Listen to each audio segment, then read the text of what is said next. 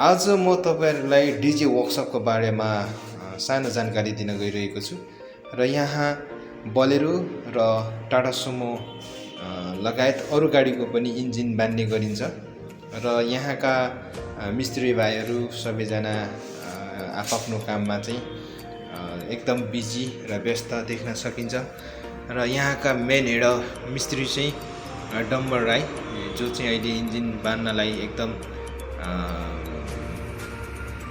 तयार कसिरहनु भएको छ र अर्को भाइ पनि सेकेन्ड मिस्त्री हो र यहाँनेरि चाहिँ प्रायजसो व्यक्तिहरूले चाहिँ यो वर्कशप कहाँ हो भनेर कतिलाई थाहा पनि छैन र यो कन्फ्युज पनि भएको मैले भेटेको छु र देखि पनि रहेको छु।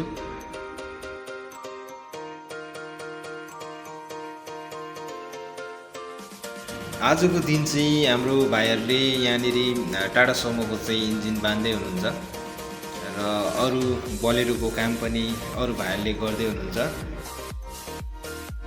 यो हाम्रो सानो कान्छा भाइ एकदम हरेक काम गर्नलाई चाहिँ एकदम छिटो छ र मान्दछ जे भन्यो त्यही खुसी लाग्छ। र यो ग्यारेजमा तपाईहरु आउनुभयो भने वाइफाई फ्री पनि चलाउन सक्नुहुनेछ र गाडी बनुन्जेलसम्ममा तपाईले वाइफाईमा कनेक्ट मोबाइलमा गरेर चाहिँ तपाईले यसो टाइम बिताउन सक्नुहुने एउटा सुविधा पनि यो ग्यारेजले दिएको छ। यहाँ टाटा सुमो लगायत बोलेरोको सामानहरू पार्ट पुर्जाहरू सबै यहाँ पाइन्छ र अन्य ठाउँमा कुदिरहनु पर्ने अवस्था हुँदैन किन भन्दाखेरि यहाँ नै त्यो सामानहरू जुन चीज चाहिन्छ त्यो चीज हामीले प्राप्त गर्न सक्छौं।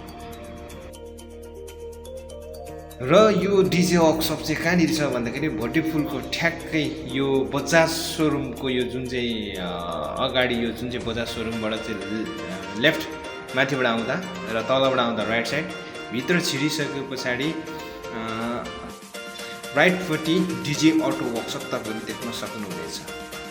र मेरो यो च्यानललाई पनि सब्स्क्राइब गरिदिनु होला अनि बेल घण्टी दबाइदिनु होला। धन्यवाद।